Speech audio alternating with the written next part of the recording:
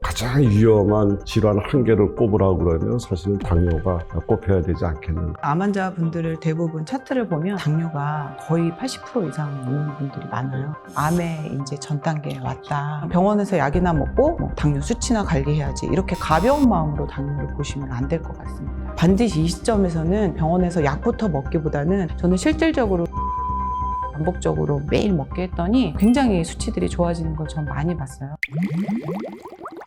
안녕하세요. 이로운 약국의 황혜연 약사라고 합니다. 약국 운영하고 있는 한영선 약사입니다. 엄격한 의미에서 당뇨라는 용어는 잘못 사용된 말입니다. 고혈당증이 정확한 표현이 되고요. 가장 위험한 질환 한 개를 꼽으라고 그러면 사실은 당뇨가 꼽혀야 되지 않겠는가. 통계 자료를 봐도 당뇨 환자가 암에 걸릴 확률이 적게는 4배, 많게는 10배 이상 이렇게 많은 걸로 보고되고 있습니다. 이처럼 무서운 당뇨가 늘어나게 된 이유에는 몇 가지 아주 대표적인 요인이 있을 것 같아요. 첫 번째는 스트레스라고 생각을 합니다. 삶이 참 힘들잖아요. 예, 그러니까 그것이 가장 당을 만들어내는 가장 큰 원인으로 저는 1번을 꼽고 싶고, 그 다음에 2번이 패스트푸드라든가 이런 정크푸드에 너무 심하게 노출되는 이제 이런 것들이 결국은 당뇨를 만들고 있지 않을까 이렇게 생각을 합니다. 특히 탄산음료, 가공식품, 그 배달음식 먹방이라든지 이런 걸 통해서 너무 먹고 싶다라고 하는 음식들이 대부분은 아주 정제당으로 맛을 내는 경우, 꼼수를 쓰는 음식, 그래서 재료 본연의 맛을 사용하는 게 아니라 조미료라든지 첨가물, 근데 이런 것들이 이제 간을 망가뜨리면서 당뇨가 온다 이렇게 보고, 50대 여성분들이 괜히 당뇨가 오는 경우가 많아요. 근육량의 부족으로 저는 많이 봐요. 그리고 이제 60, 70대 노인분들, 누적된 탄수화물의 섭취, 저희가 아무리 서구화가 됐던 결국에는 많이 먹고 있는 게 탄수화물이잖아요. 나는 그냥 당뇨가 있어, 그러면 병원에서 약을 먹어야 돼, 이렇게 생각하지 말고 내가 암으로 가는 문지방에 와 있다라고까지 생각하고 관리를 좀 해주셨으면 좋겠어요. 정말 좋다는 방법이 많아도 너무 많아. 몇 가지 방법을 추천드릴 수 있는데 그 중에 하나는 콩을 활용하는 방법 적극적으로 추천드리고 싶어요. 당을 천천히 올리는 기본적인 작용이 있어요. 콩이 갖고 있는 식이섬유, 단백질, 혈액을 맑게 만드는 레시틴, 당뇨로 인한 여러 가지를 컨트롤하는데 가장 훌륭한 식재료가 저는 콩이 아닐까 싶고요. 콩을 지속적으로 드시는 방법으로 좀 추천을 드린다면, 하나는 식초에다 담궈 탄수화물을 분해하는 아밀라제 분해 속도를 한 20% 정도 늦출 수 있는 효과가 있는 걸로 알려져 있습니다. 그러니까 이거하고 콩이 만나니까 아주 당을 컨트롤하는데 굉장히 좋은 재료가 만들어진 거죠. 요거를 만들 때 좀 주의할 점은, 콩을 발효하는 요 과정에서 혹시 미생물이라든가 감염이 돼서 초콩이 안 만들어질 수가 있기 때문에 뜨거운 물 온수로 이제 열탕해서 소독을 하고, 그 다음에 콩도 깨끗이 씻어서 물을 건조한다는 기분으로 살짝 덮어서 하게 되면 콩의 특유의 비린내 있잖아요. 그것도 없애주면서도 또 소독까지 해낼 수 있는, 그 다음에 유리 용기라든가 적당한 용기에다가 콩을 집어넣고 식초를 부어서 일주일에서 10일 정도 숙성시키면 이제 초콩이 만들어져요. 실온에서 만들면 이제 만들어지는데, 초콩의 최고의 단점은 속쓰림을 만들 수 있다는 거죠. 반드시 음식을 드시고 빈속에 드시지 않았으면 좋겠고요. 처음부터 무리한 도전을 하지 마시고 한 10알 정도 해서 아침 저녁 하루에 2번 정도 적응이 되면 각자의 상태에 따라서 15알, 20알 이런 정도를 아침, 점심, 저녁 이런 식으로 변화시키면 될 것 같습니다. 또 하나의 방식은 청국장의 방식으로 콩을 접근하는 거죠. 청국장은 장을 건강하게 만들 수 있는 발효된 음식이잖아요. 발효 과정을 통해서 유익한 물질도 많이 들어오고 소화, 흡수 이런 쪽에 굉장히 장점을 많이 가진 형태로 콩이 변화가 됐으니까, 당만 좋은 게 아니라 콜레스테롤, 혈압, 심지어는 여성분들 갱년기 이런 것도 굉장히 좋고요. 박사님은 좋은 재료, 먹는 방법 이런 걸 좀 말씀을 해주셨는데, 과연 실천적으로 좀 가장 하기 쉬운 방법이 뭔가라는 고민을 좀 제가 해봤더니, 특정한 음식도 결국에는 조리법에서 당을 올린다라는 생각을 좀 해봤어요. 그래서 저는 채소냐 육식이냐 단순한 논리가 아니라 각종 채소를 좀 복합 탄수화물로 일단 드리고, 거기에 육류든 해조류든 찜이나 전골 형태로, 탕 형태로 끓이면서 거기에 간은 저희는 단순하게 죽염이라든지 간장, 된장만 사용해서 육류나 해조류 자체에 굉장히 깊은 맛을 우러내기 때문에 조리법만 바꿔도 굉장히 다른 결과가 나오고, 저는 실질적으로 이 요리를 반복적으로 매일 먹게 했더니 굉장히 수치들이 좋아지는 걸 전 많이 봤어요. 예를 들어서 채식만 했을 때는 당뇨 환자분들이 근육이 빠져나가기 때문에 근육 손실은 또다시 당뇨를 오거든요. 그래서 그런 부작용이나 불편한 상황 없이 다양한 재료들을 사용하면서도 클린하게 음식을 해서 드시니까 굉장히 실천하기 좋았고, 설탕과 밀가루만 배제를 하는 식단을 하면 육류든 해물이든 내가 좋아하는 거 어느 정도는 즐길 수 있잖아요. 근데 이제 조미료나 각종 소스들이 이 음식을 망치는 결과를 완전히 다르게 하더라고요. 재료에 죄가 있는 게 아니라 조리법에 죄가 있다, 이런 말씀을 좀 드리고 싶고, 저희는 꼭 채소밥을 해서 드시게 만들어요. 밥에다가 그냥 집에 있는 냉장고 털이, 그냥 짜투리 채소들 있잖아요. 뭐 당근이든 우엉이든 마늘이든 다 좋습니다. 전혀 영양적으로도 불편하거나 뭐 손실되는 게 없으면서 고혈당 걱정 없이 드실 수가 있거든요. 일단 인슐린이 고공행진을 하는 상황에서는 쌀을 좀 배제했다가 채소 밥으로 해서 드시고, 평소 좋아하시고 원하던 음식을 조리법을 가서 꼭 드셨으면 좋겠어요. 당이 과잉 섭취된다는 말을 다른 표현으로 얘기하면 당을 저지할 수 있는 식이섬유가 상대적으로 부족하다. 우리가 음식을 먹었을 때 정제된 탄수화물이라든가 일반 탄수화물이 이제 들어가게 되면 이거는 굉장히 빠른 속도로 우리 몸속으로 이제 진입해 들어가잖아요. 습관을 바꿔야 된다. 밥 먹는 순번만 먼저 한번 바꿔보자. 저 오늘 그거 제안드리고 싶어요. 그래서 예방을 하려면 물 마시기만 잘해도 많이 좋아지는 걸 보여요. 대부분 물을 많이 마시나요? 하면 많이 마신대요. 얼마나요? 하면 대답을 잘 못해요. 고혈당에 어떤 위험이 있다, 당뇨 전 단계다 하면 2리터에서 3리터까지 좀 마시게 하고요. 더 좋은 방법은 소금물을 마시게 하고, 더 좋은 방법은 죽염수를 마시게 합니다. 그것만으로도 굉장히 좋은 결과가 나오거든요. 물 마시기 정도로 내 몸을 지킬 수 있다면 좋은 방법이라고 생각을 해요. 엄격히 얘기를 하면 설탕도 먹어도 됩니다. 근데 단지 얼마만큼 먹느냐 굉장히 중요한 개념이고요. 과일이라고 하는 것은 주식과 부식에서 보충하지 못했는 여러 가지 영양소를 이제 과일을 통해서 이제 마무리하는 이런 의미가 있기 때문에 사실은 어떤 과일을 다 드셔도 되고요. 과일에 있는 이제 과당이라고 하는 것들이 있는데 이거는 인슐린의 도움이 없이 우리 몸속에 흡수가 됩니다. 적당한 양을 드셨을 때는 췌장에 부담을 준다든가 이러지 않죠. 그것이 지나치게 많아지게 되면 당뇨보다도 오히려 그 과당이 들어가서 대사 과정에서 간에 중성지방을 만든다든가 여러 가지 문제점을 일으켜서 결과론적으로는 인슐린 저항성으로 연결되는 이런 고리를 타고 있기 때문에 과일 중에서도 지나치게 당이 높은 형태들 있잖아요. 열대 과일들 대부분들이 이제 망고라든가 이런 것들이 당도 높은데 당화 지수도 좀 높고 이러니까 적극적으로 줄여주시고, 베리류라든가 토마토 같은 거라든가 또 사과 껍질에는 당을 오히려 또 적극적으로 개선해주는 그런 성분도 또 있습니다. 이제 그런 개념에서 과일을 이해하시면 좋을 것 같아요. 과일에 물론 굉장히 선한 작용이 있습니다. 항산화 물질도 많고 또 식이섬유도 있고 다른 데서 얻어낼 수 없는 그런 것들이 있지만, 저는 일단 이 상황에서는 좀 못 먹게 합니다. 왜냐면 한두 개를 먹으면 이게 절제가 잘 안 돼요. 못 먹게 하면 환자들은요 조금 먹고 옵니다. 조금씩은 드시기 때문에 과일이 어떤 주는 유익한 그거는 또 취하고, 또 하나는 이제 껍질째 꼭 드시게 해요. 껍질이 혈당의 어떤 조절자를 하고 있기 때문에, 그래서 전체로 드시게 꼭 말씀을 드리고요. 정말 최악의 과일 섭취법은 이제 식이섬유를 쫙 빨아낸 그 착즙, 곶감 같은 말린 과일, 이거는 아주 안 좋습니다. 그 두 가지는 제가 꼭 안 되게끔 말씀드립니다. 그다음에 과거의 과일에 비해서 지금 계량종이라고 이야기를 하잖아요. 당도가 높아졌어요. 크기가 더 커졌어요. 이게 계량종이 갖고 있는 두 가지의 특징이라면, 과거의 과일에 비해서 지금 동일한 양 한 개를 먹었다 이렇게 비교하기가 어려울 정도로 높은 당의 크기가 크고 이제 이런 것들이 상당히 좀 조심스러워야 되는 것은 맞아요. 그래서 이야기를 쭉 나눴는데, 제가 다시 한번 이야기 드리지만 당뇨라는 표현보다 고혈당증이라는 표현을 좀 더 강조드리고 싶어요. 당이 정상적으로 공급이 안 됐을 때 가장 타격을 받는 데가 뇌죠. 뇌질환 뭐 이런 걸로 다 연결돼서 들어가기 때문에 모든 전 국민이 당에 대한 경각심을 높여서 당 관리를 철저하게 하면 건강 100세 시대의 주인공이 되지 않을까, 저는 그렇게 생각을 합니다. 저는 이제 당뇨, 나는 여러 질환 중에 하나야 라는 시각을 버리시고요. 내 몸에 빨간불이 들어왔다, 레드카드가 켜졌다라고 생각을 하시고요. 당뇨의 원인은 내가 잘못한 거를 되돌아보는 게 중요하다고 말씀을 드렸잖아요. 각자 아마 되돌아봐야 될 것들이 있을 거예요. 이게 그냥 원인인 거예요. 안 좋은 작용들이 뭉치고 쌓여서 결국에 당뇨를 만들어낸다. 당뇨의 원인은 각자에게 이미 답이 다 있고 왕도가 없다. 우선은 내가 잘못한 거를 반드시 이 핵심을 꿰뚫지 않고선 절대 치료할 수가 없다. 이런 생각을 좀 해주셨으면 좋겠습니다.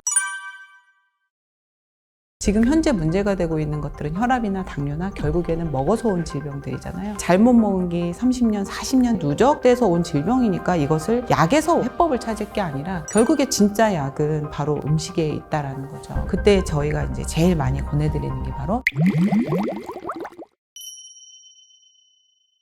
연세 드신 분들은 기본적인 자기 몸을 해독하고 대사시킬 수 있는 능력이 굉장히 약화되어 있는 상태가 이제 우리 노화인데, 이런 분들한테 해독을 해보지 못하니까 혈관이 터져서 여기가 포로포로 멍이 들고 뭐 이렇게 이제 다니시는 분들 우리 쉽게 보잖아요. 나이가 들수록 음식으로 치료를 해야 되는 이유는 결국엔 이건 것 같아요. 지금 현재 문제가 되고 있는 것들은 혈압이나 당뇨나 결국에는 먹어서 온 질병들이잖아요. 나이가 들어서 이게 더 문제가 되는 이유는 결국 누적의 효과거든요. 잘못 먹은 게 30년, 40년 되면 꼭 그때 즈음부터 이제 문제를 일으킨다는 거죠. 결국에는 나이 들어서 이러한 질병에 노출되고, 또 결국에는 내가 잘못 먹은 게 누적돼서 온 질병이니까 이것을 약에서 어떤 치료의 해법을 찾을 게 아니라 내가 무엇을 누적시켰는가, 어떤 습관을 누적시켰는가가 답이라는 거죠. 결국에 진짜 약은 바로 음식에 있다라는 거죠. 그리고 습관을 계속 교정을 하면 수치들이 굉장히 향상이 돼서 굳이 약을 끊으려고 하지 않아도 병원에 가면 정상 수치가 있어서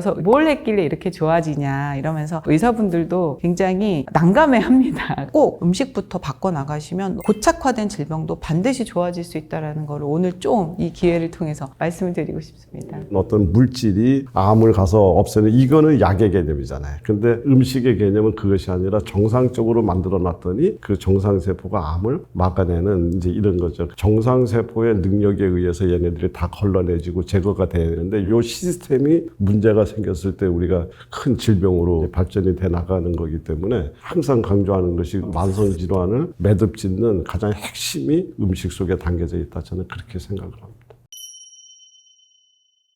예, 저 같은 경우도 지금 암 환자들을 굉장히 많이 만나고 있는 상황인데요. 저는 항상 기본은 음식에 있다고 말씀드리고요. 기본 식단은 꼭 챙겨서 드리는데 복합 세포 주스라는 게 있어요. 이것은 뭐 거기에 들어있는 비타민, 미네랄 이런 게 중요한 게 아니라 정상화시키는 음식이라고 생각하시면 될 것 같아요. 암이든 어떤 질환이든 모든 것들이 제대로 돌아가기만 하면 되는 거잖아요. 근데 사실은 기본 환경이 안 맞춰지면 암에 좋다라는 걸 먹는다 한들 전 효력이 없다고 생각해요. 그래서 바로 이 복합 세포 주스를 저는 제일 먼저 처방을 해드리고 있습니다. 푸드닥터 마스터 클래스라는 책에도 잘 설명이 되어 있는데요. 가장 중요한 부분이 바로 반복성. 그런데 이게 재료를 구하는 것도 어렵고 매일 만드는 것도 어렵다면 누가 할 수 있겠어요. 습관이 되려면 만들기 쉽고 재료도 가격이 싸야 되고 또 간단해야 되고 이러한 것들이 있어야 되는데, 정상세포로 만들어주는 그런 레시피다 생각하시면 되고요. 무, 무청, 새송이버섯, 표고버섯, 당근, 우엉, 토마토, 양배추, 그리고 마지막에 파래까지. 그렇게 해서 항상 이 양에 대한 질문을 많이 하시는데 양이 중요하지 않지 않습니까, 박사님? 그래서 그냥 각각을 그냥 한 1대1대 비율 정도로 만드시면 좋고, 물의 양은 한 3배 정도 하시면 좋을 것 같아요. 그렇게 해서 한 30분에서 40분 정도 끓이면 이제 재료들에서 중요한 성분들이 이제 용출되어 나옵니다. 그 물을 집에 유리병 같은 데 담아 두시고요. 드실 때마다 한 잔씩 따라서 간장과 식초를 추가해서 드시면 흡수율도 훨씬 좋아지고, 주스 상태가 효능이 100이라고 하면 간장과 식초를 추가했을 때는 120 정도 플러스 알파 그 이상이라고 생각하시고요. 사실 내가 이거 먹었는데 너무 좋아.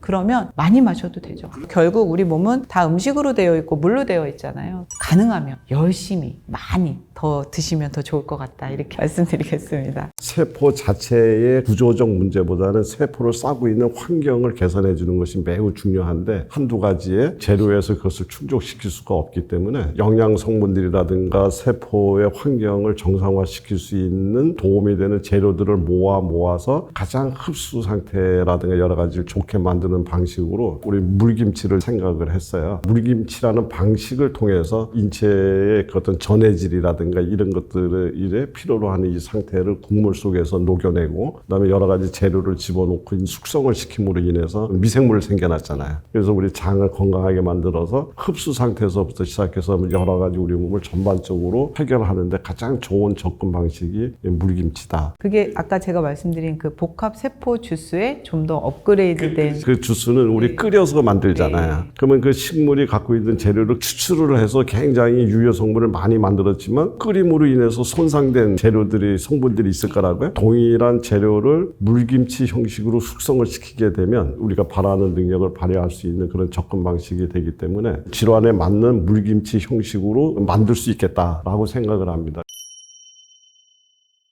유방암 요즘 환자들이 너무 많잖아요. 50대 즈음 폐경이 되면서 많이 오는데 그때 저희가 이제 제일 많이 권해드리는 게 바로 청국장이에요. 청국장 자체가 가지고 있는 굉장히 유효한 물질 중에 하나가 이제 면역을 활성화시키고 장내 미생물을 증식시켜주는 그런 작용, 발암 물질을 또 해독하는 작용, 뭐 이 외에도 항암 효과가 굉장히 많습니다. 그리고 특히 이제 여성암에 호르몬성 암에는 이소플라본이라는 항산화 물질 때문에 더더군다나 굉장히 좋고요. 그리고 이제 저희 푸드닥터 레시피에 보면 이제 생청국장과 미역이 만나게 했죠. 그래서 미역이 가지고 있는 혈액을 맑게 해주고 또 점막을 또 강화시켜주고 미역에 있는 다당체, 뭐 알긴산을 비롯한 이런 것들이 이 면역세포를 또 훈련시키고 이러한 작용이 또 함께 만나면 간세지방산이라는 게 또 나옵니다. 그래서 저희 책에 보면 생청국장, 미역 초무침, 생청국장과 미역이 만나고 약간의 식초가 들어갔을 때 항염, 항산화 작용도 있고 장내 미생물을 굉장히 증식시켜주고 또 신경전달 물질에도 굉장히 좋은 재생을 또 도와주고 하는 이러한 단세지방산이 굉장히 많이 잘 만들어져요. 이것을 유방암 환자분들에게 많이 권해드리고 있습니다. 장 건강을 위해서 특히 버섯을 강조하는 이유는 습한 지역에서 살 수 있는 여러 가지 병원성 미생물을 이겨낼 수 있는 힘들이 있죠. 버섯만 잘 활용해도 코로나와 같은 이런 어떤 병원성 미생물을 만날 때 충분히 방비책을 만들 수 있는 좋은 식재료이기도 하죠. 버섯은 식이섬유가 너무나 풍부해요. 그 중에서도 우리 팽이버섯은 장을 아주 깨끗하게 이렇게 만들어준 그런 효과가 있어서 경험해보면 알 수 있죠. 또 하나는 팽이버섯을 그냥 이렇게 잘라놓고요. 냉동실에 가지고 계셨다가 그냥 모든 요리에 다 넣는 거예요. 이 자체도 하나의 면역 물질이지만 팽이버섯이 가지고 있는 게 좋은 게 발암 물질도 항암 물질로 바뀌는 그런 정도의 이 마법 같은 그런 테크닉이 있는 버섯입니다. 그래서 정말 이렇게 값싸고 심지어 이 자체의 특유의 맛이 별로 없기 때문에 요리의 맛을 망치질 않아요. 얘가 들어갔다고 해서 강한 향이 있다던가 뭐 맛을 바꾸다던가 그러면 좀 꺼려하실 수가 있잖아요. 그러니까 뭐 된장찌개든 뭐 카레든 밥에 매번 넣어서 드셔도 좋고요. 계란찜 이런 데도 활용을 해보시면 장 건강 정도는 걱정을 안 하셔도 좋지 않나. 잘 응용하시면 아마 가장 저렴하면서도 가장 효과가 큰 생활 속에서 건강을 지킬 수 있는 음식을 우리가 만날 수 있지 않을까. 저는 처음에 제가 약사가 되자마자 저희 어머니가 암이라는 걸 알게 됐어요. 약국에 있는 모든 걸 뒤져봐도 약이든 흔히 말하는 영양제든 어머니의 도움이 될 만한 거를 찾을 수가 없었어요. 그 당시 저는 암이 왜 일어나는지조차도 잘 몰랐고 암이 낫는지에 대해서도 제대로 몰랐던 것 같아요. 그렇다 보니 어머니가 1년 6개월 만에 돌아가셨고요. 그 이후로 그냥 대충 약사를 하기보다는 정말로 환자를 고치는 약사가 되고 싶었고 꼭 하고 싶다는 생각이 들어서 한영선 박사님을 만나서 푸드닥터가 또 되게 되었고요. 결국에는 그렇게 공부하고 연구하면서 알게 된 것은 결국 이 약이라는 것은 단기적으로는 도움이 될 수도 있지만 장기적으로는 우리 몸의 구조를 좋게 할 수가 없고 사실은 암이라는 질병도 결국에는 구조가 망가져서 오는 거기 때문에 약을 통해서는 이 구조를 살릴 수 없고 오로지 음식을 통해서만 우리 몸의 구조를 좋게 만들 수가 있기 때문에 그것이 답이라고 생각하고 또 음식을 통해서 많은 분들에게 건강과 행복을 찾아드리는 일을 하게 된 것 같습니다. 암덩어리는 수술이나 약으로 없앨 수 있을런지는 모르지만 정상세포는 수술이나 약으로는 불가능한 영역이죠. 정상세포를 건강하게 만들 수 있는 건 오로지 음식만이 가능한 영역이기 때문에 음식이라야 모든 병의 종지부를 찍을 수 있다라고 생각을 합니다. 약이라든가 현대의학을 부정하는 것이 아니라 한계성이 어디까지인가 저는 그 이야기를 하고 싶고 건강 100세를 이야기하는 이런 시점에서 바로 수술이나 약을 주무기로 하는 현대의학으로 건강을 지켜내는 것은 매우 어렵다. 저는 음식의 중요성이 그 어느 때보다도 강조돼야 되는 시점이라고 생각을 합니다. 참 안타깝게도 많은 분들이 콜레스테롤 약 자체를 굉장히 혈액을 맑게 만드는 이쁜 약으로 생각하시는 분이 많은 것 같아요. 그런데 사실은 그게 콜레스테롤만 없애는 것이 아니라 근육도 녹일 거 아니에요? 결국은 나중에 근육통이 생겨나고 또 잇몸이 무너지고 이런 부작용 사례도 이제 생겨나고 이러니까 전부 다 복합적으로 우리가 이야기가 돼야 돼요. 오메가3 이제 이런 것들이 혈관의 염증을 제거하고 혈액을 맑게 만드는데 굉장히 도움이 되기 때문에 몸 안에 염증도 없애주고 이렇게 할 수 있는 음식 중에 대표적인 게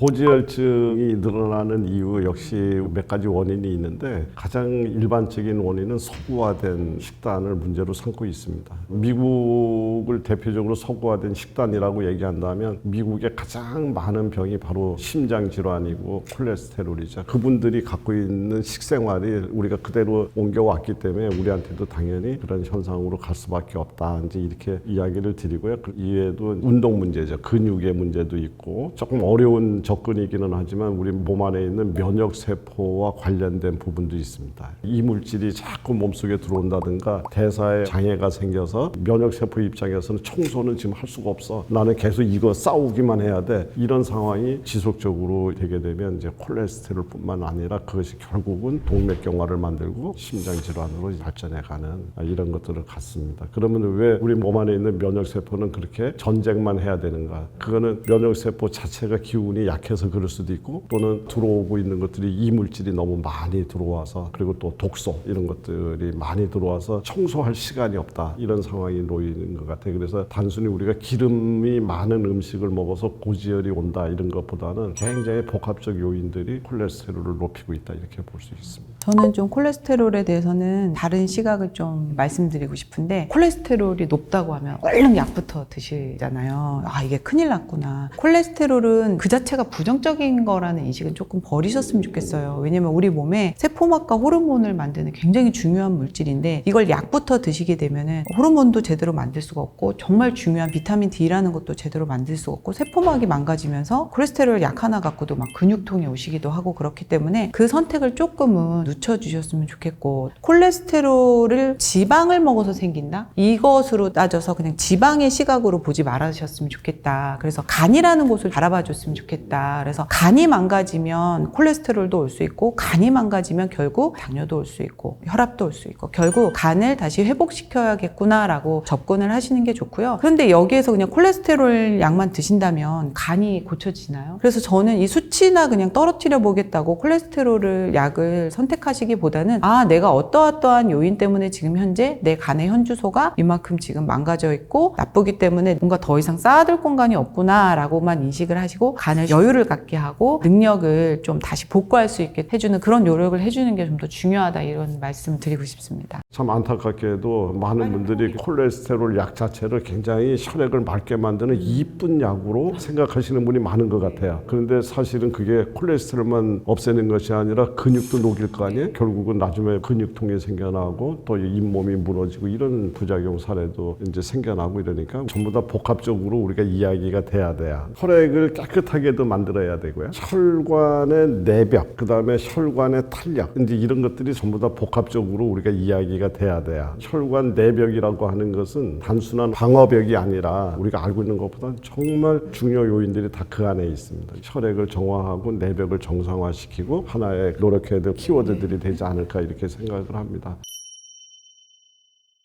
혈액을 정화하는 재료로 콩나물, 숙주나물, 미나리, 연근 이거의 공통점들은 전부 혈액을 정화할 줄 알고 해독을 할 줄 아는 이런 능력들을 갖고 있는 거죠. 이 중에서 이제 미나리를 골라내고요. 혈관 내벽을 건강하게 만들 수 있는 거는 주로 십자화과 채소에 들어있는 무를 선택을 했어요. 왜 그러냐면 식이유황 성분이라든가 이 혈관을 탄력 있게 만들어주는데 관여를 합니다. 콜라겐 합성을 주도하기 때문에 그 다음에 직접적으로 콜라겐이 들어가야 되죠. 잘 알고 있는 북어 그래서 북어, 무의 기능을 도와주기 위해서 대파도 좀 넣고 그다음에 미나리 넣고 표고버섯 넣고 그다음에 해조류 해서 미끈미끈한 점액질을 잘 바를 수 있게 다시마를 울궈낸 이제 이런 형태로 음식을 조합을 했어요. 그래서 이거를 제가 혈관 건강 면역수다 이렇게 아주 거창하게 이름을 붙이고 그냥 드셔도 되는데 조금 더 잘 드시려 그러면은 들깨가루 같은 거를 타서 드셔도 되고 또는 호두 같은 견과류, 아몬드 같은 견과류를 먹어가면서 이거를 드시게 되면 견과류 속에는 아주 양질의 좋은 기름이 있잖아요. 오메가3. 이제 이런 것들이 혈관의 염증을 제거하고 혈액을 맑게 만드는데 굉장히 도움이 되기 때문에 그런 식으로 해서 드시라고 이제 이야기를 하죠. 혈관 건강 면역수 강력히 추천드립니다.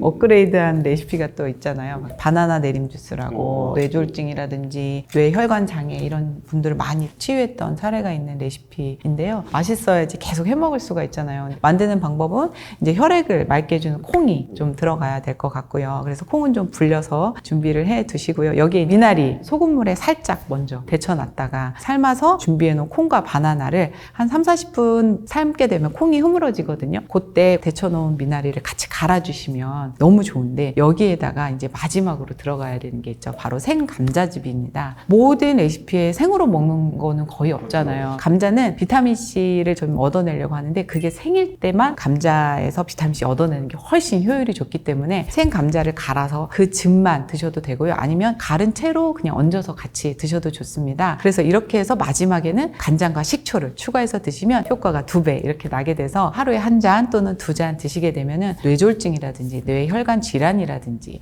또 치매라든지 불면증, 우울증 그런 분들도 저희가 많이 권해드리고 있고요. 또 제가 많이 권해드리는 게 있어요. 탈모. 역상하는 기운이 되면은 여기가 뜨거워지고 머리 부분에 가장 열이 많이 맺히면서 머리가 그냥 빠져요. 모근이 건조해지기 때문에. 그런데 감자즙이 들어가게 되면 여기를 시원하게 식혀주니까 탈모 환자분들도 드셔도 좋습니다. 그리고 또 하나가 있습니다. 여기는 시원해지는데 아래쪽은 또 따뜻해져요. 그런 효능이 또 기대할 수가 있거든요. 그래서 여성분들의 갱년기 증상, 안면홍조 이런 데도 도움이 좋죠. 굉장히 정증이 다양하니까 사실 여기에 해당되지 않는 분들이 별로 없으실 것 같아요. 이 많은 적응증 중에. 그래서 바나나 내림 주스 꼭 만들어 보시면 좋겠습니다. 집에서 가장 큰 솥에다 미역국을 끓여놓고 한 보름만 먹어보고 첫날 아무런 처방을 하지 않고 그냥 그렇게만 해드리는 경우도 있어요. 왜 그러냐면은 소독도 하면서 혈액을 맑게 만든다. 그러니까 우리 몸 안에 염증도 없애주고 이렇게 할 수 있는 음식 중에 대표적인 게 사실은 미역국이에요.